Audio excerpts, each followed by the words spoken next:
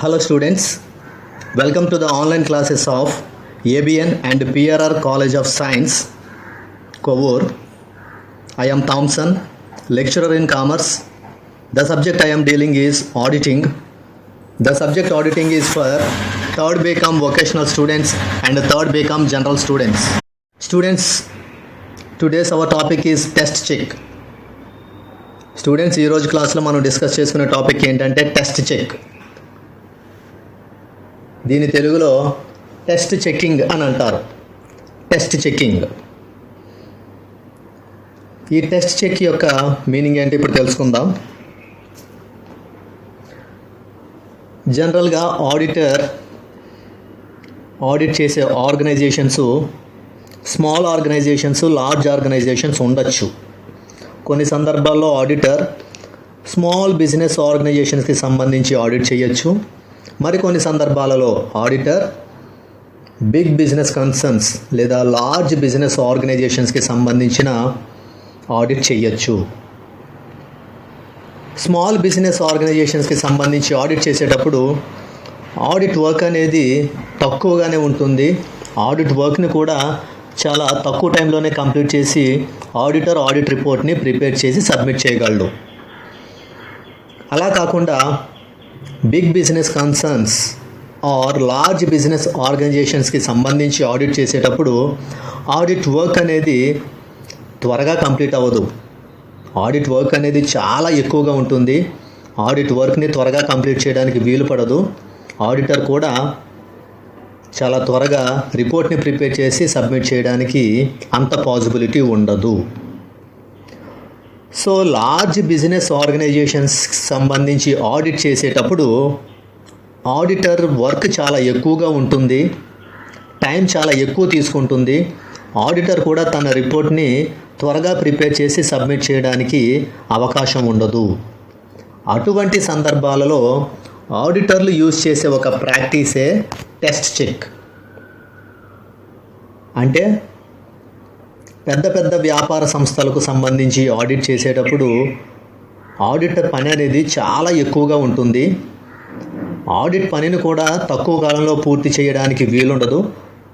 అంతేకాకుండా ఆడిటర్ తన రిపోర్టును తయారు చేసి సమర్పించడానికి కూడా అంత తక్కువ సమయంలో అది వీలు పడే అంశం కాదు. సో ఎప్పుడైతే ఆడిటర్లు పెద్ద పెద్ద వ్యాపార సంస్థల యొక్క ఆడిట్ చేసేటప్పుడు అది చాలా సమయాన్ని తీసుకునే ప్రక్రియ కాబట్టి అలాంటి సందర్భాలలో కొంతమంది ఆడిటర్లు చేసే ఒక పనే టెస్ట్ చెక్ లేదా టెస్ట్ చెక్కింగ్. అంటే ఏం చేస్తారు టెస్ట్ చెక్కింగ్లో అంటే ఆడిటర్ లేదా ఆడిటర్లు అకౌంటింగ్ బుక్స్లో ఉండే ప్రతి ట్రాన్సాక్షన్ని డీటెయిల్గా చెక్ చేయకుండా ఏవైతే ట్రాన్సాక్షన్స్ సిమిలర్గా ఉంటాయో అటువంటి సిమిలర్ ట్రాన్సాక్షన్స్ని కొన్ని గ్రూప్స్గా డివైడ్ చేసి ఒక్కొక్క గ్రూప్ నుంచి కొన్ని ట్రాన్సాక్షన్స్ని సెలెక్ట్ చేసి వాటిని చెక్ చేస్తారు. దాన్నే టెస్ట్ చెక్కింగ్ అని అంటారు. అంటే టెస్ట్ చెక్కింగ్లో జరిగే విషయం ఏంటంటే ఆడిటర్స్ లేదా ఆడిటర్ అన్ని ట్రాన్సాక్షన్స్ని కూడా డీటెయిల్గా చెక్ చేయకుండా ట్రాన్సాక్షన్స్లో ఏవైతే సిమిలర్గా ఉంటాయో అటువంటి ట్రాన్సాక్షన్స్ని కొన్ని గ్రూప్స్గా డివైడ్ చేసేసుకుని ఒక్కొక్క గ్రూప్ నుంచి కొన్ని ట్రాన్సాక్షన్స్ని మాత్రమే టెస్ట్ కోసం చెక్ చేస్తారు. కాబట్టి దాన్నే టెస్ట్ చెక్కింగ్ అంటారు. ఓకే, మనం ఇక్కడ టెస్ట్ చెక్ మీనింగ్ చూద్దాం. Big business houses have a lot of transactions. అంటే పెద్ద వ్యాపార సంస్థల్లో చాలా ఎక్కువ సంఖ్యలో ట్రాన్సాక్షన్స్ ఉంటాయి. So it is very difficult to check all the transactions in detail. పెద్ద వ్యాపార సంస్థల వ్యవహారాలు చాలా ఎక్కువ సంఖ్యలో ఉంటాయి కాబట్టి వాటన్నిటినీ కూడా చాలా లోతుగా పరిశీలించడం అనేది చాలా కష్టమైన పని. An auditor needs to prepare and present report in short period of time. పెద్ద వ్యాపార సంస్థల ఖాతా పుస్తకాలు వ్యవహారాలు ఆడిట్ చేసేటప్పుడు ఆడిటర్లకి ఒక నిర్ణీత సమయం అనేది ఉంటుంది. ఆ నిర్ణీత వ్యవధిలోగా ఆడిటర్లు తప్పకుండా యాజమాన్యానికి నివేదిక సమర్పించాలి. అయితే కొన్ని సందర్భాల్లో అది వీలు పడదు. ఎందుకంటే ఆడిటర్లు ఆడిట్ చేస్తున్న సంస్థలు పెద్ద పెద్ద వ్యాపార సంస్థలు కాబట్టి వాటిలో లావాదేవీలు అధిక సంఖ్యలో ఉండడం చేత వాటన్నిటిని కూడా లోతుగా పరిశీలించడానికి చాలా సమయం పడుతుంది. కాబట్టి ఆడిటర్లు కొన్ని సందర్భాల్లో అనుకున్న సమయానికే యాజమాన్యానికి నివేదిక సమర్పించే పరిస్థితి ఉండదు. కాబట్టి అటువంటి పరిస్థితుల్లో ఆడిటర్లు చేసే పనే టెస్ట్ చెకింగ్.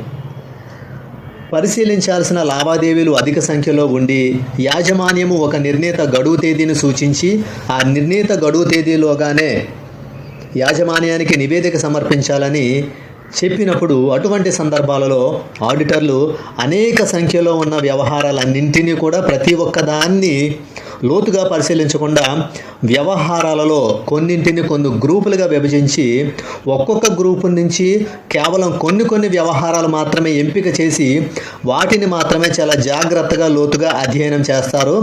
మిగిలిన వాటిని వదిలివేస్తారు. అంటే ఒక గ్రూపులో కొన్ని వ్యవహారాలు మాత్రం ఎంపిక చేసి వాటిని మాత్రం జాగ్రత్తగా పరిశీలిస్తారు. ఆ గ్రూపులో మిగిలిన వ్యవహారాలన్నింటినీ వదిలేస్తారు. సో ఈ విధంగా ఒక గ్రూప్ని సెలెక్ట్ చేసి ఆ గ్రూప్లో కొన్ని ట్రాన్సాక్షన్స్ మాత్రమే చెక్ చేసి మిగిలిన ట్రాన్సాక్షన్స్ని వదిలేస్తారు. ఏ ట్రాన్సాక్షన్స్ని అయితే సెలెక్ట్ చేసి చెక్ చేస్తారో అలా చెక్ చేసినప్పుడు ఆడిటర్కి ఎటువంటి ఎర్రర్స్ కానీ ఫ్రాడ్స్ కానీ కనిపించకపోతే ఆ రిమైనింగ్ ట్రాన్సాక్షన్స్ కూడా అంటే ఆ గ్రూప్లో మిగిలిన రిమైనింగ్ ట్రాన్సాక్షన్స్ కూడా కరెక్ట్గా ప్రాపర్గా ఉన్నాయనే ఒపీనియన్స్కి ఆడిటర్లు వచ్చేస్తారు. సో ఈ విధంగా ట్రాన్సాక్షన్స్ని కొన్ని గ్రూప్స్గా డివైడ్ చేసి ఒక్కో గ్రూప్లో కొన్ని ట్రాన్సాక్షన్స్ మాత్రమే సెలెక్ట్ చేసి టెస్ట్ చేస్తారు. కాబట్టి దాన్నే టెస్ట్ చెకింగ్ అని అంటారు. రైట్. ఆడిటర్స్ టెస్ట్ చెకింగ్ చేసేటప్పుడు కొన్ని పాయింట్స్ని కంపల్సరీ ఫాలో కావాలి. ఆ విధంగా ఆడిటర్స్ టెస్ట్ చెకింగ్ చేసేటప్పుడు ఏ విషయాల్ని కంపల్సరీ ఫాలో కావాలో మనం ఇప్పుడు తెలుసుకుందాం. First point, sample should be selected from the various books of accounts and of different items. Sample ట్రాన్సాక్షన్స్ని సెలెక్ట్ చేసేటప్పుడు ఆడిటర్స్ వేరియస్ బుక్స్ని కన్సిడర్ చేసి డిఫరెంట్ ఐటమ్స్ను కూడా కన్సిడర్ చేయాలి. అంటే ఒక ఆర్గనైజేషన్కి సంబంధించిన ఎన్ని అకౌంటింగ్ బుక్స్ ఉంటే అన్నింటినీ కూడా పరిగణలోకి తీసుకుని ఒక ఆర్గనైజేషన్లో ఎన్ని రకాల డిఫరెంట్ ఐటమ్స్ ఉంటే వాటన్నిటిని కూడా పరిగణలోకి తీసుకుని అప్పుడు అన్ని అకౌంటింగ్ బుక్స్ అన్ని ఐటమ్స్ని ముందు పెట్టుకుని వాటిలో ఏ ట్రాన్సాక్షన్స్ అయితే సిమిలర్గా ఉన్నాయో ఆ సిమిలర్గా ఉన్న ట్రాన్సాక్షన్స్ని కొన్ని గ్రూప్స్గా డివైడ్ చేసుకోవాలి. అలా సిమిలర్గా ఉన్నటువంటి ట్రాన్సాక్షన్స్ని కొన్ని గ్రూప్స్గా డివైడ్ చేసుకున్న తర్వాత ఒక్కో గ్రూప్ నుంచి శాంపిల్గా కొన్ని ట్రాన్సాక్షన్స్ని సెలెక్ట్ చేసి వాటిని టెస్ట్ చెకింగ్ చేయాలి. ఇది ఫస్ట్ ఇంపార్టెంట్ పాయింట్. అంటే ఫస్ట్ ఆడిటర్ చాలా జాగ్రత్తగా చేయాల్సిన పని ఏంటంటే శాంపిల్గా సెలెక్ట్ చేసేటప్పుడు ఏవో కొన్నింటిని మాత్రమే తీసుకుని వాటిని మాత్రమే కొన్ని గ్రూప్స్గా సెలెక్ట్ చేసి వాటిలో ఆ గ్రూప్ నుంచి కేవలం కొన్ని సెలెక్ట్ చేయడం కాదు. ఎప్పుడైతే ఆడిటర్ శాంపిల్గా టెస్ట్ చెక్ చేయాలనుకుంటున్నాడో బిజినెస్ ఆర్గనైజేషన్కి సంబంధించిన అన్ని ట్రాన్సాక్షన్స్ని వేటిని వదలకూడదు. బిజినెస్ ట్రాన్సాక్షన్స్ అన్నింటినీ కూడా కన్సిడర్ చేసి అప్పుడు అన్ని బిజినెస్ ట్రాన్సాక్షన్స్లో ఏవైతే సిమిలర్గా ఉన్నాయో సిమిలర్గా ఉన్న వాటి అన్నింటినీ ఒక గ్రూప్గా పెట్టాలి. అలాగే కొన్ని గ్రూప్స్ డివైడ్ చేసుకోవాలి. ఒక్కొక్క గ్రూప్ నుంచి శాంపిల్గా కొన్ని ట్రాన్సాక్షన్స్ సెలెక్ట్ చేసి వాటిని టెస్ట్ చెక్ చేయాలి. కాబట్టి ఫస్ట్ పాయింట్, శాంపిల్ చేస్తున్నప్పుడు చాలా కేర్ఫుల్గా ఉండాలి. అంటే శాంపిల్ ట్రాన్సాక్షన్స్ని సెలెక్ట్ చేసేటప్పుడు చాలా కేర్ఫుల్గా ఉండాలి. Second point, transactions related to beginning and ending period of particular year should be checked in detail. ట్రాన్సాక్షన్స్లో ఏవైనా ఫైనాన్షియల్ ఇయర్కి సంబంధించి బిగినింగ్లో కానీ ఎండింగ్లో కానీ సంబంధించిన ట్రాన్సాక్షన్స్ ఉంటే వాటిని కంపల్సరీ కన్సిడరేషన్లోకి తీసుకోవాలి. అంటే ఏ ట్రాన్సాక్షన్స్ అయితే ఫైనాన్షియల్ ఇయర్ స్టార్టింగ్కి సంబంధించి ఉన్నాయో వాటిని, దాంతోపాటు ఏ ట్రాన్సాక్షన్స్ అయితే ఫైనాన్షియల్ ఇయర్ ఎండింగ్తో సంబంధించినవి ఉన్నాయో వాటిని కూడా చాలా జాగ్రత్తగా కన్సిడర్ చేసి ఆడిటర్ టెస్ట్ చెక్ చేయాలి. Third point, transactions related to cash and stock should be checked in detail. అంటే క్యాష్కి సంబంధించిన ట్రాన్సాక్షన్స్ కానీ స్టాక్కి సంబంధించిన ట్రాన్సాక్షన్స్ కానీ ఆడిటర్ చాలా డీటెయిల్గా చెక్ చేయాలి. Fourth point, sample selection is to be made in random basis not in planned way. Auditor ట్రాన్సాక్షన్స్ని శాంపిల్గా సెలెక్ట్ చేసేటప్పుడు ఎలా చేయాలంటే ర్యాండమ్గా సెలెక్ట్ చేయాలి కానీ ప్లాన్ చేసి సెలెక్ట్ చేయకూడదు. అంటే ఆడిటర్ ప్లాన్ చేసి ఇవే తీసుకోవాలి వీటిని వదిలేయాలి అని ప్లాన్ చేసుకోకుండా శాంపిల్గా టెస్ట్ చెక్ చేయాలనుకున్నప్పుడు ఆడిటర్ తన ముందు అన్నింటినీ పెట్టుకుని అన్నింటిలో కొన్నింటిని ర్యాండమ్గా సెలెక్ట్ చేసేయాలి. ర్యాండమ్గా సెలెక్ట్ చేసి దాన్ని టెస్ట్ చెక్ చేయాలి. అలా కాకుండా వీటినే సెలెక్ట్ చేయాలి వీటిని సెలెక్ట్ చేయకూడదు అని ప్లాన్ అనేది మాత్రం ఉండకూడదు. ర్యాండమ్గా చెక్ చేయాలి. ర్యాండమ్గా చెక్ చేసినప్పుడే ఏవైనా ఫాల్ట్స్ ఉన్నా, మిస్టేక్స్ ఉన్నా, ఎర్రర్స్ ఉన్నా, ఫ్రాడ్స్ ఉన్నా బయటపడతాయి. అందుకే ఆడిటర్ శాంపిల్ చెకింగ్ చేసేటప్పుడు ర్యాండమ్ సిస్టమ్ ప్రకారం, ర్యాండమ్ బేసిస్ ప్రకారమే ఆ పని చెయ్యాలి.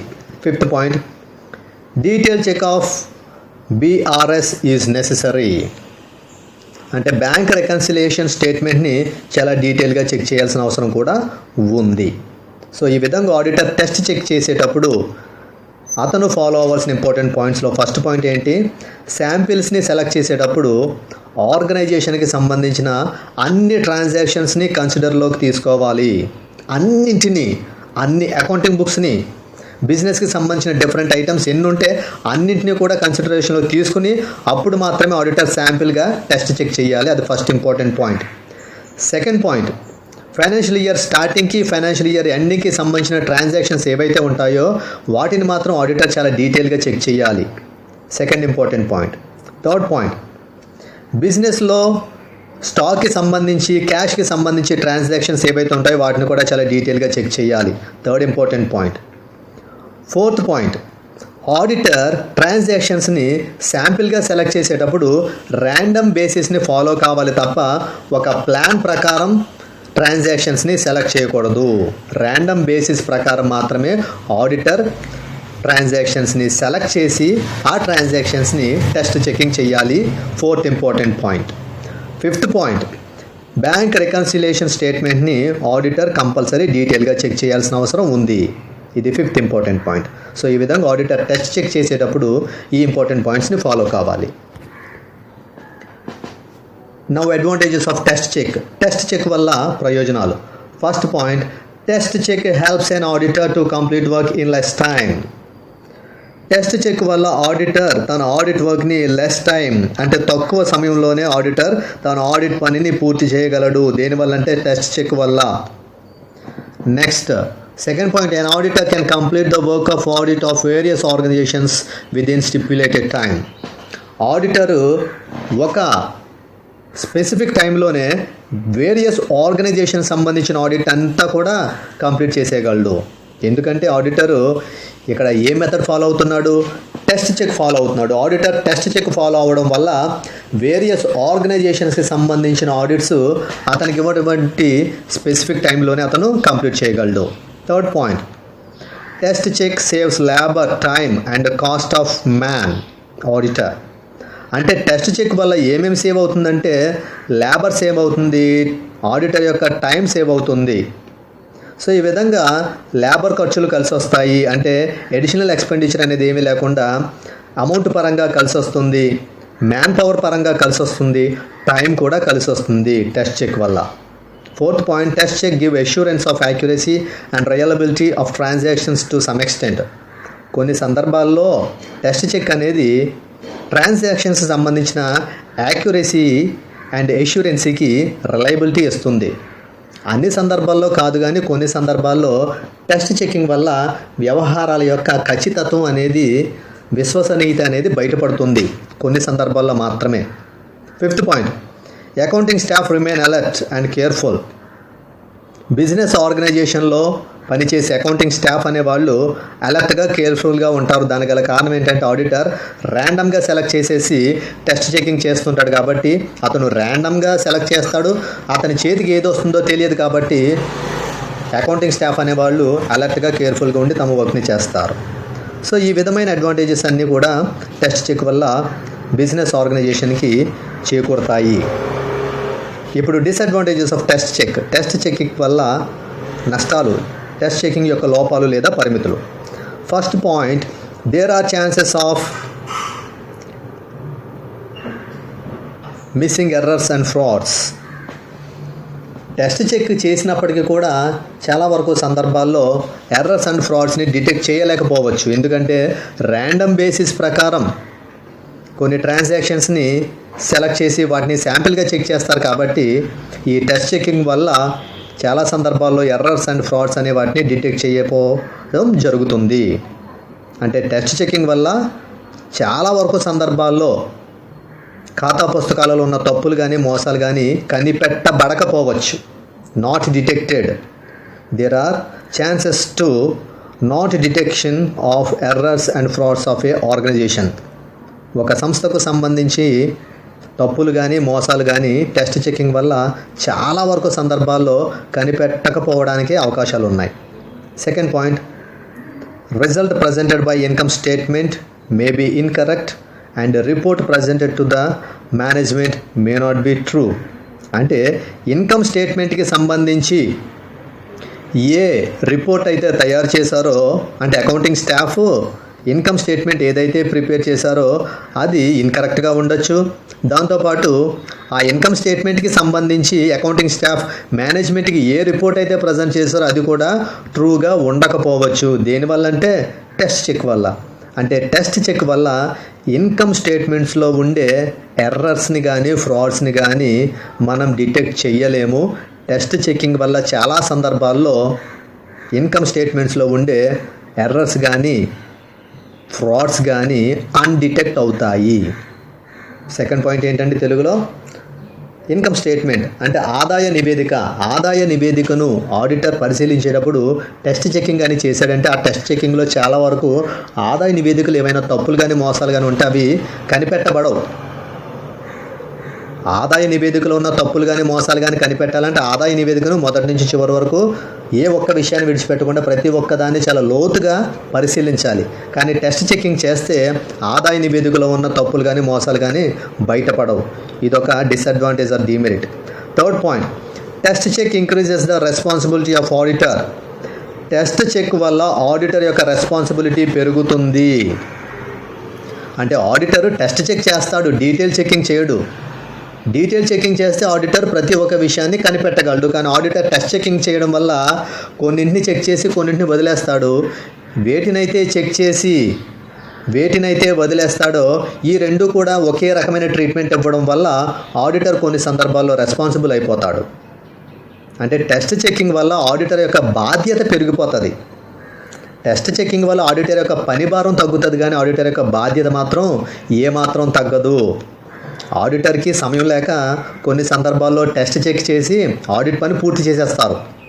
సమయం లేక ఆడిటరు తక్కువ కాలంలోనే ఆడిట్ పనిని పూర్తి చేసేసిన తర్వాత ఆ తర్వాత ఆడిట్ పనిలో ఏవైనా తప్పులు కానీ మోసాలు కానీ బయటపడితే ఆ తరువాతి కాలంలో దానికి సంబంధించి బాధ్యత వహించాల్సింది ఆ ఆడిటరే. అందుకే ఏమని చెప్తుంటారంటే, by the test checking the work burden of the auditor may be reduced but the liability of the auditor may not be reduced. Test checking వల్ల ఆడిటర్ యొక్క పని భారం తగ్గుతుంది, కానీ అతని యొక్క బాధ్యత ఎంత మాత్రమూ తగ్గదు. ఇది third point. Fourth point, test check is not suitable method for the audit of small organizations. Small ఆర్గనైజేషన్స్కి ఈ టెస్ట్ చెక్ అనేది అంత యూస్ఫుల్ మెథడ్ కాదు. చిన్న చిన్న వ్యాపార సంస్థలకు టెస్ట్ చెకింగ్ అనేది అంత ఉపయోగపడదు. చిన్న చిన్న వ్యాపార సంస్థలో లావాదేవీలు అనేవి తక్కువ సంఖ్యలో ఉంటాయి కాబట్టి వాటన్నిటిని కూడా ప్రతి ఒక్క వ్యవహారాన్ని చాలా జాగ్రత్తగా పరిశీలించడానికి వీలుంటుంది. ఓన్లీ బిగ్ ఆర్గనైజేషన్స్లో మాత్రమే టెస్ట్ చెక్ అనేది యూస్ఫుల్గా ఉంటుంది. Okay, all of you, thank you.